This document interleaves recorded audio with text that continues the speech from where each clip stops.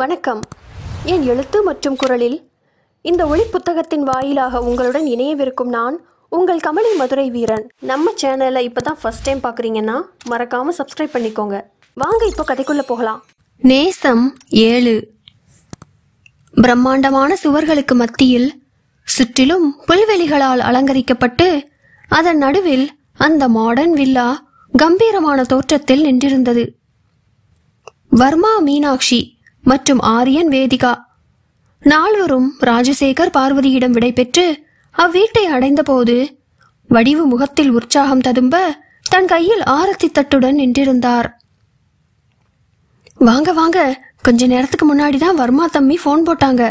வாங்கம்மா, வாங்க வாங்க தம்பி என்றபடி தலையை அசைத்த வடிவு நால்வரையும் தம்பதி சகிதமாக நிற்க வைத்து ஆழம் சுற்றினார். மீனாட்சி வர்மாவுடன் தன் வலது காலை எடுத்து வைத்து உள்ளே நுழைய வேதிகாவும் ஆரியனுடன் அப்படியே நுழைந்தனர். உள்ளே நுழைந்த மீனாட்சியின் கண்கள் வீட்டின் நேர்த்தியை உற்று நோக்கின. பின் வர்மாவை மெச்சுதலாக தொட்டு மீண்டன. ஆனால் வர்மா அவளை கண்டுகொள்ளவே இல்லை. வீட்டினுள் வந்த புது மருமகள்களை அழைத்துக் கொண்டு பூஜை அறை சென்றவர் மீனாட்சி, வேதிகா இருவரையும் குத்துவிளக்கேற்றுமாறு வலியுறுத்தினார். பின் வடிவு தயார் செய்து வைத்திருந்த எளிய விருந்தை உண்டபடியே அனைவரும் அவரவர் இருக்கைகளில் அமர்ந்திருந்தனர். ஆரியன் வழக்கம் போல அவனது உற்சாகமான குரலில் பேசிக் கொண்டிருந்தான். பேச்சு, நடந்த திருமணம், ஆரியன் வேதிகா காதல் என்று கலகலப்பாக சென்று கொண்டிருந்தது. வடிவு, இப்பதான் இந்த வீட்டுக்கு பழைய கலை திரும்ப வந்த மாதிரி இருக்கு என்று வெளிப்படையாகவே கூற ஆரியன் வர்மாவின் முகத்தை மெலிதாக பார்த்து கொண்டான். வர்மா அங்கு நடந்த எதிலும் பங்கேற்கவில்லை என்றாலும் மெலிதாக புன்னகைத்துக் கொண்டான். கண்கள் அவ்வப்போது மீனாட்சியை தொட்டு மீண்டது. உணவை முடித்துக்கொண்ட ஆரியன் மற்றும் வேதிகா இருவரும் அங்கிருந்து எழுந்தபடியே, அண்ணா, நாங்க அப்படியே கிளம்புறோம் என்றனர். எங்க கிளம்புறீங்க? என்னாச்சு ஆரியன் என்றாள் மீனாட்சி புரியாத பாவனையில். அண்ணி, நாங்க இங்க அண்ணா கூட இல்ல, பக்கத்துல இருக்க அப்பார்ட்மெண்ட்ல இருக்கேன். அப்பப்போ இங்க வருவேன். ஆனா அங்கதான் சாப்பாடு, தூக்கம் எல்லாமே என்றான் தகவலாக. புரியாத பாவனையை முகத்தில் தவளவிட்ட மீனாட்சி, ஏன், நாமெல்லாம் இங்க ஒன்னாதான் இருக்க போறோம்னு நினைச்சேன். வேதிகா வேற பிரெக்னண்டா இருக்காளே, அவங்க எப்படி தனியா சமாளிப்பா என்றவள் கண்கள் வேதிகாவை தொட்டு மீண்டது. வேதிகாவோ, அக்கா, எனக்கு முன்னாடியே தெரியும், விடுக்கா, அதனால என்ன, நான் பார்த்துப்பேன், அதான் ஆரியன் இருக்காரே என்று கூற வர்மா முன்னே வந்தான். சரி ஆரியன், நீ கிளம்பு. ஞாபகம் வச்சுக்கோ, இப்ப நீ மட்டும் தனியா இல்ல, உன்னை நம்பி ஒரு பொண்ணு இருக்கா. Be careful. என்ன தேவைன்னாலும் எனக்கு உடனே கால் பண்ணு என்று கண்டிப்புடன் கூறவும், சரிண்ணா, பாய் அண்ணி என்றபடி ஆரியன் முன்னே சென்றான். ஆரியனும் வேதிகாவும் தங்கள் அப்பார்ட்மெண்ட்டிற்கு சென்ற பிறகு அந்த பிரம்மாண்டமான லிவிங் ரூம் இப்போது அமைதியாக இருந்தது. கைகளை மார்பின் குறுக்கே கட்டியபடி மீனாட்சியை துளைக்கும் பார்வை பார்த்து கொண்டு நின்றிருந்தான் வர்மன். மீனாட்சியோ அவர்கள் சென்ற திசையை பார்த்தபடியே கண்கள் விரிய, ஏன் ஆரியன் தனியா இருக்கார் என்றாள் வர்மாவிடம். அதற்கு வர்மாவோ, அது உனக்கு தேவையில்லாத விஷயம். உனக்கு தேவையில்லாத விஷயத்துல மூக்க நுழைக்காத, அது எனக்கு பிடிக்காது. நீ ஒன்னும் அவனுக்கு பெர்மனன்ட் அண்ணி கிடையாது. சீக்கிரமே நமக்கு விவாகரத்து நடக்க போகுது, ஞாபகம் இருக்குல்ல? அதுக்கேத்த மாதிரி நடந்துக்கோ. தேவையில்லாம அட்வான்டேஜ் எடுக்க வேண்டாம். அது உனக்கும் நல்லதில்ல, எங்களுக்கும் நல்லதில்ல என்றவன் பேச்சை கேட்டு மீனாட்சியின் முகம் சட்டென வாடியது. ஆனால் அடுத்த நொடியே அவன் அறியா வண்ணம் அதை மாற்றி இயல்பு நிலைக்கு கொண்டு வந்தாள். அவனே தொடர்ந்தான், வேற வழி இல்லாம தான் உன்னை இங்க இருக்க வைக்கிறேன். இங்க இருக்க வரைக்கும் உன்னோட ரூம் என்று வர்மா மேலே கை காட்டியபடி கூற வர அவன் பேச்சை இடைவெட்டி, first floor, right side, first room, அதான் உங்க ரூம் இல்லையா என்று தலையை சற்று சாய்த்து கொண்டு கேட்ட அவள் குரல் உற்சாகமாக வெளிவந்தது. வர்மாவின் புருவங்கள் மேலே உயர்ந்தன. அடுத்த நொடி கண்களை கூர்மையாக்கி, ஆமா, அது எப்படி உனக்கு தெரியும் என்றான் கேள்வியாக. மீனாட்சி நாக்கை மெலிதாக வெளியே நீட்டி கடித்துவிட்டு பின் தன்னை சமாளித்தவாறு, அது வடிவமா சொன்னாங்க என்று மென்மையாக பதிலளித்தாள். வர்மாவின் துளையிடும் கண்கள் அவள் மீது ஒரு நொடிக்கும் அதிகமாகவே தங்கியிருந்தன. அவளுடைய ஒவ்வொரு வெளிப்பாட்டையும் ஆராய்ந்து கொண்டிருந்தன. வடிவு சொன்னாங்களா என்று அவன் குரல் சந்தேக துணியில் வெளிவந்தது. வடிவை கூப்பிட்டு கேட்டு விடுவானோ என்று நினைத்தபடி ஆமா ஆமா என்றாள் மெலிதாக. வடிவு தேவையில்லாம என்னை பத்தி பேச மாட்டாங்களே, அவங்களா சொன்னாங்க என்று அவளை பார்த்தபடியே மீண்டும் முணுமுணுத்தவன் பின் அதை விடுத்து, first floor right side first room இல்ல, அது என்னோட ரூம், நீ செகண்ட் ரூம் எடுத்துக்கோ இங்க இருக்க வரைக்கும் என்றவனிடம் விட்டால் போதும் என்று திரும்பி நடந்தாள் மீனாட்சி. அடுத்த தடவை என்கிட்ட பொய் சொல்ல நினைச்சா இன்னும் கொஞ்சம் நம்புற மாதிரி சொல்லு என்றான் தன் கூறிய விழிகளால் அவள் முதுகை துளைத்தபடி. அவனுக்கு முதுகு காட்டியபடியே கண்களை லேசாக மூடியபடி நாக்கை வெளியே துருத்தி கடித்தவள் அவனுக்கு எந்த பதிலையும் அளிக்காமல் அவனை திரும்பியும் பாராமல் படிகளில் வேகமாக ஏறினாள் அவள்.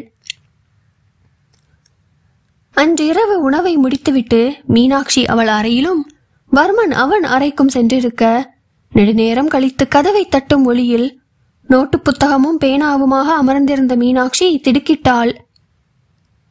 பேனாவின் பின்புற நுனியை வாயில் வைத்து மெல்ல கடித்தவாறே கதவை பார்த்து யோசித்துக் கொண்டிருக்க மீண்டும் கதவு தட்டும் ஓசை. எழுந்து கதவை திறந்தாள் மீனாட்சி.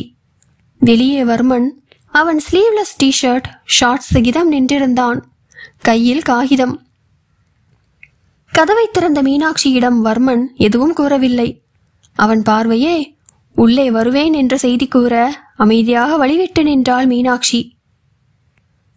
கையில் மடக்கிய காகிதத்துடன் அறைக்குள் நுழைந்தவன் கண்கள் முதலில் தனக்கு முன்னிருந்த பெண்ணையும் பின் அந்த அறையையும் சுற்றி மெல்ல வட்டமடித்தது. தனக்கு எதிரே நின்றிருந்த மீனாட்சி வடிவின் வற்புறுத்தலின் பேரில் தலை நிறைய மல்லிகை சரம் சூடி இலகுவான வெளிர் மஞ்சள் நிற சேலையில் பளிச்சென்று கையில் பேனாவோடு நின்றிருந்தாள் அவள். ஆம், வடிவுதான் மீனாட்சியை முதல் இரவுக்கு தயார் செய்தது. மீனாட்சியோ வேண்டாம் என்று கூற முடியவில்லை. அமைதியாக இருப்பதே மேல் என்று அவர் கூறிய சில அறிவுரைகளுக்கு கூட தலையாட்டிவிட்டு அங்கிருந்து நகர்ந்தாள் மீனாட்சி. மீனாட்சியை கண்டு புருவம் சுருக்கியவன் பின் கட்டிலில் அதன் போக்கில் அவிழ்த்து எரியப்பட்ட காலையில் மீனாட்சி உடுத்தியிருந்த பட்டுப்புடவை ஒரு ஓரத்தில் கிடக்க, பாதி மூடியிருந்த அவளது சூட்கேஸ் கட்டில் அடியில் கிடக்க, மேஜையில் அன்று காலையில் அவள் தலையை அலங்கரித்த வாடிய மல்லிகை மலர்கள் குப்பை தொட்டியில் போடாமல் அவளுக்காக காத்திருந்தன. கண்களை ஒரு நொடி அறையை சுழலவிட்டு மீண்டும் மீனாட்சியின் மேல் கொண்டு வந்து நிறுத்தினான் வர்மன். அவள் முகத்தில் இருந்த கேள்வியை உணர்ந்து, நான் ஒன்னு டிஸ்டர்ப் பண்ணலையே என்றான். இல்ல சார். இந்தா இத படிச்சு பார்த்துட்டு சைன் பண்ணு என்று தன் கையில் வைத்திருந்த காகிதத்தை கொடுத்தான் அவளிடம். புருவம் சுருக்கியவாறு வர்மா நீட்டிய காகிதத்தை கையில் வாங்கி வாசிக்க ஆரம்பித்தாள் மீனாட்சி. அதில் குறிப்பிட்ட இந்த நாளில் நடந்த எங்கள், அதாவது வர்மா மீனாட்சியின் திருமணம் குடும்ப நலனுக்காக தற்காலிகமாக எங்களின் முழு ஒப்புதலின் பேரில் நடத்தப்பட்டது. இந்த திருமணத்தை நான் என்றென்றும் நீட்டிக்க விரும்பவோ அல்லது இந்த திருமணத்தை வைத்து வேறு எதிர்பார்ப்புகளோ என்னிடம் நிச்சயமாக இல்லை. இது வெறும் ஒப்பந்த திருமணம் மட்டுமே. விரைவில் எங்கள் திருமண விவாகரத்துக்கு சம்மதித்து எந்த பிரச்சனையுமின்றி நான் இந்த திருமணத்தை முறித்துக் கொள்வேன் என்று மனமாற உறுதியளிக்கின்றேன் என்று கம்ப்யூட்டரில் டைப் செய்த காகிதத்தை வாசித்து முடித்தாள் மீனாட்சி. வாசித்து முடித்த மீனாட்சியின் கண்கள் எந்த உணர்ச்சியும் காட்டாமல் நிமிர்ந்து வர்மாவை பார்த்தன. கூறிய விழிகளுடன், என்ன பாக்குற, சைன் பண்ண, எனக்கு உன் மேல நம்பிக்கை இல்ல. கடைசி நேரத்துல டைவர்ஸ் தர மாட்டேன்னு என் காலை வார மாட்டேன்னு என்ன நிச்சயம்? நான் யாரையும் நம்புறதா இல்ல என்றான் மார்பின் குறுக்கே கைகளை கட்டியவாறு. அதில் ஒன்றுக்கடியில் ஒன்று என்றிருந்த 2 காகிதங்களை பார்த்தவள் வர்மாவை பார்க்க, எஸ், ஒன்னு உனக்கு ஒன்னு எனக்கு, நீயும் சைன் பண்ண, நானும் பண்றேன். உனக்கும் பிரச்சனை வேணாம், எனக்கும் வேண்டாம். மியூச்சுவலா பிரிஞ்சிடலாம் என்றவன் பேச்சை கேட்டு, கரெக்ட் சார், எனக்கு கூட இது தோணல பாத்தீங்களா? என்னதான் வாய் வார்த்தையா கல்யாணம் பண்ணாலும் இந்த மாதிரி ஒரு அக்ரிமெண்ட் போட்டு வச்சுக்கிட்டா நல்லதுதானே. என் வீர் கூட சொன்னார், நான் தான் சொல்ல மறந்துட்டேன் என்று கூறிக்கொண்டே கையில் இருந்த பேனாவை வைத்து 2 காகிதங்களிலும் வேகமாக கையெழுத்திட ஆரம்பித்தாள் மீனாட்சி. வர்மாவின் முகம் மீனாட்சியின் முகத்தை கூர்ந்து கவனித்தது. அவள் முகத்தில் எந்தவித கலக்கமோ குழப்பமோ துளியும் இல்லை. கையெழுத்திட்டு விட்டு, இந்தாங்க சார் என்று வர்மாவிடம் நீட்டினாள். காகிதத்தை வாங்கியவன் பேனாவுக்காக கையை நீட்ட தன் கையில் வைத்திருந்த பேனாவை கொடுத்தாள் மீனாட்சி. அதை வாங்கி பார்த்தவன் அதன் பின்புறம் மொத்தமும் மெல்லிய பற்தடங்கள் பதிந்திருப்பதை பார்த்து மெல்ல முகம் சுருக்கி பின் மீனாட்சியை பார்த்தான்.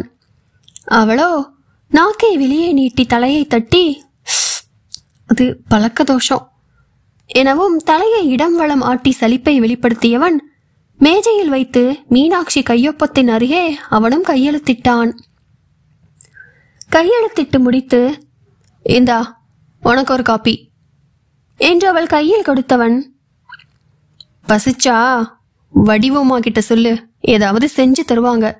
இந்த மாதிரி பேனாவை சாப்பிடாத என்றவன் அத்தோடு அறையை விட்டு வெளியேறியிருந்தான் வர்மன். வர்மா அறையை விட்டு நீங்கியதும் அவள் அலைபேசி ஒளிர அதில் ஒளிர்ந்த தாயின் எண்ணை பார்த்து, நினைச்சேன் என்னடா இன்னும் கூப்பிடலேன்னு என்றபடி அழைப்பை ஏற்று காதுக்கு கொடுத்தாள் மீனாட்சி. சொல்லுமா என்றாள் மெல்லிய குரலில். என்ன மீனா, குரல் ஒன்றும் தெளிவா இல்லையே. இன்னைக்கு உனக்கு ராத்திரி மீனா. இங்கே நம்ம வீட்டில் இருந்திருந்தா நானே உனக்கு தேவையான எல்லாத்தையும் செஞ்சிருப்பேன். என்னமோ உன் புருஷன் எல்லாம் நான் பார்த்துக்குவேன்னு சொன்னாரு. அங்க யார் இருக்கா உன்னை பார்த்துக்க? சொன்னா கேட்டாதானே என்று முனகவும், அம்மா நிறுத்து நிறுத்து, அவர் எப்படிமா அங்க வருவாரு? நம்ம வீட்டில் அவரால் கொஞ்ச நேரம் கூட இருக்க முடியுமா சொல்லு? சும்மா வாய்க்கு வந்ததை பேசாதம்மா, நான் நல்லாதான் இருக்கேன்.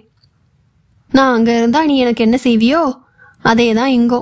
இதோ தலை நிறைய மல்லிகைப்பூ, அழகான சேலை என்று கூறியபடியே தலையில் வைத்திருந்த மல்லிகை சரத்தை உருவி எடுத்து மேஜையில் வைத்தவாறு தனக்கு முன்னிருந்த கண்ணாடியில் தன் முழு உருவத்தையும் சலிப்புடன் பார்த்து கூறினாள் மீனாட்சி. என்னமோ போ, திடீர்னு உன் கல்யாணம் முடிவாயிருச்சு. மீனா, உனக்கு பிடிச்சிருக்குதானே? அம்மா, என்ன கேள்வி இது? நான் சந்தோஷமா தான் இருக்கேன். நீயும் அப்பாவும் நிம்மதியா தூங்குங்க. நான் வைக்கிறேன், காலையில பேசிக்கலாம், அவர் கூப்பிடுறார் என்றபடி அலைபேசியை துண்டித்து விட்டு பெருமூச்சு விட்டாள் மீனாட்சி.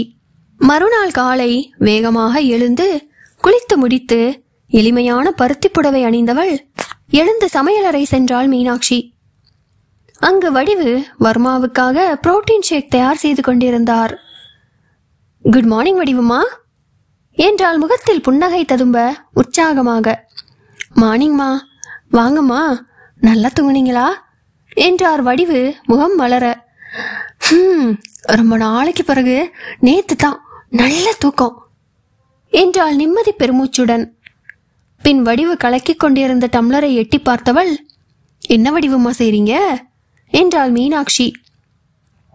அதுமா, நம்ம வர்மா தம்பி இன்னைக்கு புதன்கிழமை இல்லையா, இன்னைக்கு காலையில புரோட்டீன் ஷேக் மட்டும்தான் குடிக்கும், அதான் என்றவர் மெல்ல தயங்கி, அம்மா நான் ஒன்னு கேட்டா கோவிக்க மாட்டீங்கல்ல என்றார். மீனாட்சிக்கு அவர் என்ன கேட்கப் போகிறார் என்பது தெரிந்திருந்தும், கேளுங்க வடிவுமா என்றால் ட்ரேயை கண்களால் துளாவியபடி. அதுமா, வர்மா தம்பி அம்மா இருந்திருந்தா இதெல்லாம் முறையா செஞ்சிருப்பாங்க. பாவம் புண்ணியவதி போய் சேர்ந்துட்டாங்க. என்னால 4 முழம் மல்லிகைப்பூ மட்டும்தான் வாங்கித்தர முடியும். அதான் நான் கேக்குறேன், தப்பா நினைச்சுக்காதீங்கம்மா. அது நேத்து நைட்டு ராத்திரி, அதுவுமா நீங்களும் ஐயாவும் வேற வேற ரூம்லயா படுத்தீங்க?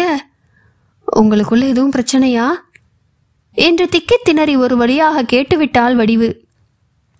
அவர் இதைத்தான் கேட்கப் போகிறார் என்று தெரிந்த மீனாட்சி சற்றே யோசிக்கும் நேரத்துக்காக வடிவுமா, இந்த ட்ரே எங்க என்று கேட்டபடி அங்கிருந்த பொருட்களை கண்களால் துளாவினாள். இதோ எங்க இருக்குமா என்று வடிவு உடனடியாக அதை எடுத்துக் கொடுக்க அதை கைகளில் வாங்கியபடியே, இதுல தப்பா நினைக்க என்ன இருக்கு வடிவுமா? என் அம்மா எனக்கு காலையிலேயே போன் போட்டு கேட்டுட்டாங்க. நீங்க நினைக்கிற மாதிரி தப்பா ஒன்றும் இல்லை வடிவுமா. அவருக்கு நேற்று முக்கியமான ஃபாரின் கால் இருந்தது, அதுவும் ரொம்ப லேட்டா. அதுக்கு முன்னாடி அதுக்கு ப்ரிப்பேர் பண்ணணும்னு சொன்னாங்க. அதான், வேற ஒன்றும் இல்லை என்றால் சாதாரணமாக. சந்தேகமாக பார்த்தவரிடம் புரோட்டீன் ஷேக்கை ட்ரேயில் வைத்து, ஐயோ வடிவுமா, நான் தான் ஒன்றும் இல்லைன்னு சொல்றேனே, என்ன நம்பலையா?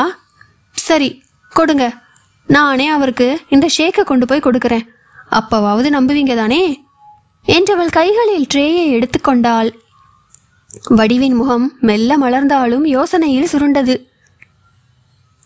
அதிகாலை சூரிய ஒளி வர்மாவின் அறையின் திரைச்சீலைகள் வழியாக மென்மையாக பாய்ந்து அங்கிருந்த மெருகூட்டப்பட்ட மர நாற்காலிகள் மீது பிரகாசத்தை ஏற்படுத்தியது.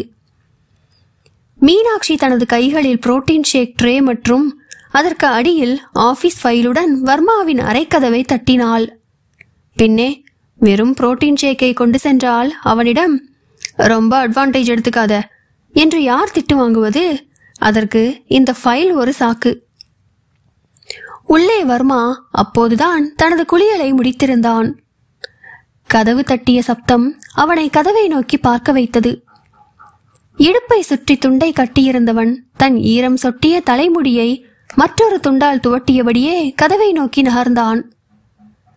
அவனது உடலில் குளித்த நீரின் எச்ச நீர்த்திவிடைகள் மீதம் ஒட்டி கொண்டிருந்தன. தலையை துவட்டியபடியே கதவை திறந்தவன் கண்டது கையில் ட்ரேயுடன் அங்கே நின்ற மீனாட்சியை. கண்களை கூர்மையாக்கி அவள் முகத்தை ஏறிட்டான் வர்மா. வர்மா வாய் திறந்து பேசும் முன் மீனாட்சியின் கண்கள் சைகையில் அங்கே மாடிப்படிகளுக்கு அருகில் ஆர்வமாக மேலே பார்த்து கொண்டிருந்த வடிவை கண்களால் சுட்டிக்காட்டியது. அதை கண்டுகொண்டவன் கதவை நன்கு திறந்துவிட்டு லேசாக பின்னே நகர்ந்தான். கதவு திறந்ததும் மீனாட்சி உள்ளே நுழைந்தாள். அவளுடைய கண்கள் தன்னையும் அறியாமல் வர்மாவின் வெற்று மார்பில் ஒரு வினாடி வரை நீடித்தது. பின் அவனது உடலின் முறுக்கேறிய ஒவ்வொரு அங்கத்தையும் தொட்டு மீண்டது. பின் வலுக்கட்டாயமாக அவள் கண்களை கையில் வைத்திருந்த ட்ரேக்கு இடம் மாற்றினாள் மீனாட்சி. இங்க என்ன செய்யற என்ற வர்மா தனது கையில் இருந்த துண்டை அருகிலுள்ள நாற்காலியில் போட்டுவிட்டு இடுப்பில் கைகளை குற்றி நின்றான். நான் என்றாள் மீனாட்சி. வர்மாவை மேல் சட்டை இல்லாமல் பார்த்த அதிர்ச்சியில் சற்று தடுமாற்றத்துடன் வார்த்தைகளை விழுங்க, நேத்தே உன்கிட்ட சொன்னேன் அட்வான்டேஜ் எடுத்துக்காதேன்னு. இதெல்லாம் வடிவுமா தானே பண்ணுவாங்க, இதென்ன புதுசா நீ பண்ற? எனக்கு இதெல்லாம் நீ பண்ண தேவையில்லை, எனக்கு பிடிக்கவும் இல்லை. நீ நடந்துக்கிறத பார்த்தா விவாகரத்து வாங்கிட்டு இங்கிருந்து போற ஐடியா இருக்க மாதிரி தெரியலையே, இங்கேயே டேரா போட பிளான் போடுற மாதிரி இருக்கு என்ற வர்மா சற்று கடுப்பாக மொழிந்தான். அவனது வார்த்தைகளில் தொலைந்து போன எண்ணங்களை விடுத்து தன்னை மீட்டெடுத்தவள் கையில் இருந்த ட்ரேயை அங்கிருந்த மேஜையில் வைத்துவிட்டு ஃபைலுடன் அவன் முன்னே வந்தாள் மீனாட்சி. ஹலோ வர்மா சார், நீங்க நினைக்கிற மாதிரி எல்லாம் ஒன்னும் இல்ல, தேவையில்லாம கற்பனை பண்ணாதீங்க. நான் தான் சொன்னேனே எனக்கு ஏற்கனவே கல்யாணம் ஆயிடுச்சுன்னு. நான் எதுக்கு உங்களுக்கு இதெல்லாம் செய்யணும்? எனக்கு என்ன வந்தா கிடக்கு. கீழே வடிவுமா நேத்து நைட் நீங்க 2 பேரும் தனியாவா படுத்தீங்கன்னு சந்தேகமா என்கிட்ட கேட்டாங்க. அதான் வேற வழி இல்லாம அவங்கள சமாளிக்க அவங்க உங்களுக்கு கொண்டு வர நினைச்ச ட்ரேய நான் கொண்டு வந்தேன் என்ற மீனாட்சியை சந்தேகமாக பார்த்தவனிடம், வர்மா சார், நீங்க நம்பினாலும் நம்பாட்டினாலும் இதுதான் உண்மை. நான் ஒன்னும் உங்க மேல ஆசைப்பட்டு உங்களுக்கு பணிவிட செய்ய இங்க வரல, எனக்கு அது அவசியமும் இல்லை. மேலும் எனக்கு இங்கேயே இருக்க மாதிரி எந்த பிளானும் இல்லை. என் வீர் குணத்துக்கு அவர் பக்கத்துல நீங்க நிக்க கூட முடியாது. தேவையில்லாம கண்டதையும் யோசிக்காதீங்க என்றவள் பேச்சில் வர்மாவின் முகம் சற்றே நிறம் மாறியது. நீங்க ஆபீஸ் போறதுக்கு முன்னாடி இந்த ஃபைல் உங்களுக்கு தேவைப்படும். ஏன்னா மெரிடியன் ஹோட்டல்ல இன்னைக்கு 8 o'clock உங்களுக்கு முக்கியமான மீட்டிங் இருக்கு. உங்க பிஏவா உங்களுக்கு இதை ஞாபகப்படுத்த வேண்டிய கடமை என்னோடது. என்று அவன் பர்சனல் செக்ரட்டரியாக அவன் வேலையை ஞாபகப்படுத்தியவள், இந்தாங்க, இதுல நீங்க அட்டன் பண்ற மீட்டிங் டீடைல்ஸ் எல்லாமே இருக்கு, செக் பண்ணிக்கோங்க. ஏதாவது தப்புன்னா என்ன கூப்பிடுங்க. இப்போ பாய் என்று மேஜையில் வைத்துவிட்டு திரும்பி நடந்தாள் மீனாட்சி. அவளது செயல் வர்மாவுக்கு கோபத்தை கிளறியது. தன் முன்னாலேயே வர்மாவை தாழ்த்தியும் மேலும் தன் முன்னாலேயே தன் முகத்துக்கு எதிராக யாரோ ஒரு வீரை உயர்த்தி பேசியது அவனை அவனது தன்மானத்தை வேறு சீண்டியது. கை விரல்கள் மூலம் சொடுக்கிட்டு மீனாட்சியை அழைத்தான். ஹலோ, ஒரு நிமிஷம். பரவாயில்லையே, நல்லதான் பேசுற. என்கிட்ட வேலை பார்த்த இத்தனை மாசத்துல நீ இவ்வளோ பேசி நான் இன்னைக்குதான் கேக்குறேன். நீ சொல்றதெல்லாம் சரிதான். என்ன பேர் சொன்ன என்று நெற்றியில் தட்டி யோசித்தவன் பின் அவனே, வீர். அந்த வீருக்கு அவன் பொண்டாட்டிய வேறவன் வீட்டுல விட்டுட்டு அப்படி என்ன முக்கியமான கலற்ற வேலை என்றான் இடுப்பில் கைக்குற்றி பற்களை கடித்து அவளை நோக்கி நெருங்கி நடந்து வந்தபடியே. அவனது அழைப்பில் திரும்பியவள் தன்னவனை பற்றி அவன் குறைவாக பேசியதில் சற்றே கோபமாக, ஹலோ வர்மா சார், தேவையில்லாம என் வீரை பத்தி அவன் இவன்னு தப்பா பேசாதீங்க, அப்புறம் எனக்கு கோபம் வரும். அவரை பத்தி உங்களுக்கு என்ன தெரியும் என்றாள் சுட்டு விரல் நீட்டி. முகத்தை நன்கு நிமிர்த்தி அவளை பார்த்தவன், தெரிஞ்சுக்கதான் கேக்குறேன் என்றான் வர்மா அவளை துளைக்கும் பார்வை பார்த்து கொண்டே. அது அதுக்கு நான் உங்ககிட்ட சொல்லணும்? முடியாது, சொல்ல முடியாது. அது எங்க பர்சனல். ஏதோ இப்ப சிச்சுவேஷன் சரியில்லை, அதனால இங்க உங்க கூட இருக்க வேண்டிய கட்டாயம். அதுக்காக எங்க பர்சனல் எல்லாத்தையும் உங்ககிட்ட சொல்ல வேண்டிய அவசியம் இல்ல. அது நம்ம அக்ரிமெண்ட்ல கூட இல்லையே என்று திடுக்காக பேசியவளை கண்டு வர்மாவின் கோபம் ஏகத்துக்கும் எகிரியது. ஓ அப்படியா, சரி. அப்போ உன் வீர்கிட்ட சொல்லி சீக்கிரமா உன்னை வந்து கூட்டி போக சொல்லு. அதோட இங்க இருக்கிறதுக்கு வாடகை, நீ சாப்பிட்ற சாப்பாட்டுக்கு பில், இதையும் சேர்த்தே கொடுக்க சொல்லிடு. அடுத்தவன் பொண்டாட்டிக்கு நான் எதுக்கு அடைக்கலம் கொடுக்கணும் என்றவன் அவன் அலமாரியை திறந்து அதில் இருந்த சட்டையை எடுத்து அணிய ஆரம்பித்தான். ஓ கண்டிப்பா, நானே சொல்லலான்னு நினைச்சேன். அவர் எதுக்கு கொடுக்கணும்? நானே கொடுத்துடுறேன், போதுமா? மாசம் மாசம் என் சம்பளத்துல நீங்களே பிடிச்சுக்கோங்க என்றவள் வர்மாவை திரும்பியும் பாராமல் வேகமாக வெளியே நடந்தாள். அவளது அந்த விட்டேற்றியான பதிலில் வர்மாவுக்கு கோபம் தலைக்கேறியது. என்று அலமாரியில் கை முஷ்டியால் ஓங்கி குத்தினான் வர்மன். தனக்கு ஏன் கோபம் வருகிறது என்று அவனுக்கே தெரியவில்லை. அதிலும் அவள் வீர் என்ற கூற்றில் வர்மாவுக்கு ஏதோ சொல்ல முடியாத உணர்வு. முதல்ல இவளோட இந்த பிளானுக்கு ஒத்துக்கிட்டது என்னோட தப்புதான். யாரு எக்கேடு கேட்டா எனக்கு என்ன? இவ்வளோ பெரிய பிசினஸ்மேன் பண்ற வேலையா இது? இந்த முட்டாள்தனமான பிளானுக்கு நான் ஒத்துட்டு இருக்கவே கூடாது. என்ன நடக்குது? அவ பேசுறத கேட்டுட்டு இன்னமும் எப்படி என்னால இங்க சும்மா நிக்க முடியுது என்று தன்னையே நொந்தான் வர்மன். ஆம், வர்மாவின் குணத்திற்கு யாரும் அவனுடன் இத்தனை சுலபமாக வாயாட முடியாது. 3 மாதத்திற்கு முன் அவனிடம் பர்சனல் செக்ரட்டரியாக வேலைக்கு சேர்ந்த மீனாட்சியால் மட்டுமே இது சாத்தியம். ஏன் என்று அவனுக்கே புரியவில்லை.